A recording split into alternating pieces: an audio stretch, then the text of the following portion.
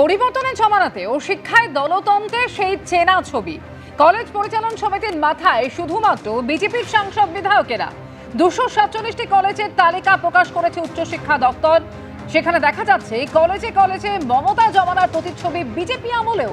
কলকাতা থেকে জেলা শাসক নেতারাই কলেজ কমিটির মাথায়, কলেজের পরিচালন সমিতির মাথায় সাংসদ বিধায়ক থেকে মন্ত্রীরা।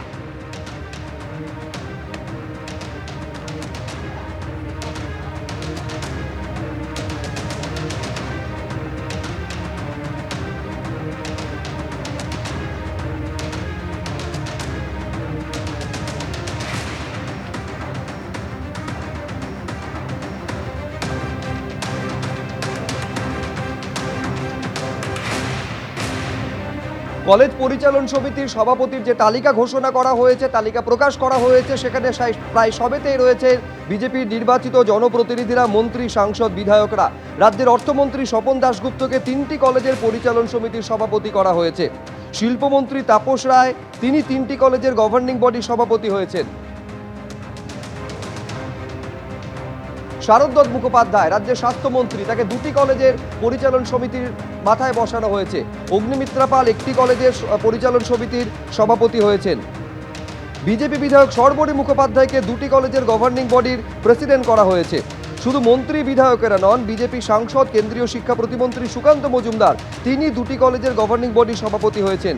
3টি কলেজের সভাপতি হয়েছেন গভর্নিং বডির দার্জিলিংয়ের সাংসদ রাজু বিস্ট, মনোজ টিগ্গা, খগেন মুর্মু, সৌমিত্র খাঁ, জগন্নাথ সরকার, শান্তনু ঠাকুর, জ্যোতির্ময় সিং মাহাতো।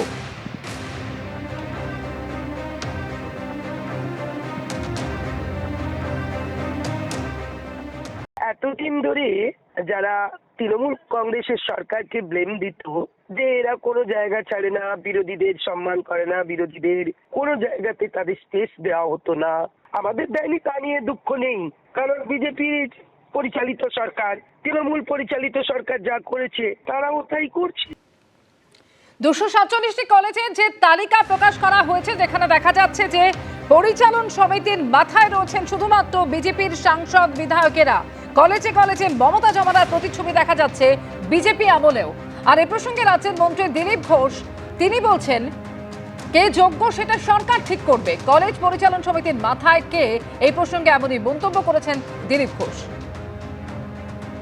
জায়গায় রাজনীতির নেতারা আর প্রতিনিধিরা দায়িত্বে থাকেন, তারা নির্বাচিত প্রতিনিধি। সব জায়গায় রাজনীতি হয় এরকম তো নয়। আর বিভিন্ন কমিটি, তার চেয়ার হন এমএলএরা বা কোনো নেতা। সব জায়গায় রাজনীতি বা সারা দেশে রাজনীতি হয় না, কেবল পশ্চিমবাংলায় হয়। সেটা যদি না হয় সেটা আমাদের লোকেরাই দেখবে। যাকে ভোট দিয়ে জিতিয়েছে সরকারকে লোকেরা, তারা ডিসিশন নেবে কে থাকবে। তৃণমূল লোকেরা আশাই বা করছে কেন? তৃণমূল জমানাতেও খেয়েছে, এ জমানাতেও খাবে, এ অধিকার কে দিয়েছে? সেজন্য আপনাদের লোকে অনুমতি দেয়নি। চুপ করে বাড়িতে বসুন, দেখুন কি করছি আমরা। ভুল হলে নিশ্চয়ই বলবেন। কে হবে সেটা সরকার ঠিক করবে, কে যোগ্য তাকে ঠিক করবে। উনি কি বলছেন যায় আসে না। উনি কেন প্রতিবাদ করেন? ওটা যে ঠিক না ছিল না। আমাদের সরকার ভাবছে সব বিষয় নিয়ে যাতে ঠিকঠাক হয়, তার চেষ্টা করছে।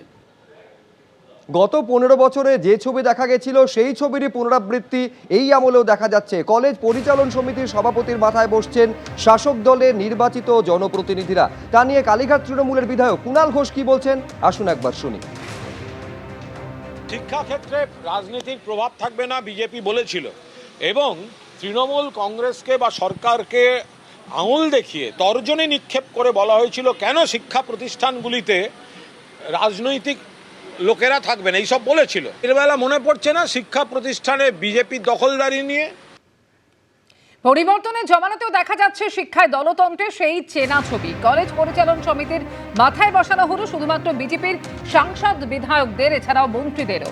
উচ্চশিক্ষা দপ্তরের তরফ থেকে যে তালিকা প্রকাশ করা হয়েছে 247টি কলেজের, সেখানে দেখা যাচ্ছে যে কলেজে কলেজে মমতা জমানার প্রতিচ্ছবি বিজেপি আমলেও।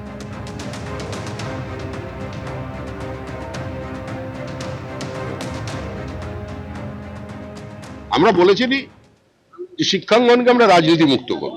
রাজনীতি মুক্ত কিভাবে করা যায়? মহিলা অধ্যাপিকার উপরে প্লাস্টিকের জগ, জলের জগ যারে ছুঁড়ে মারা হচ্ছে, সেগুলোকে ঠেকানোর জন্য লোক দরকার, সেজন্যই নিয়ে যা। এবিপি আনন্দ, এগিয়ে থাকে, এগিয়ে রাখে।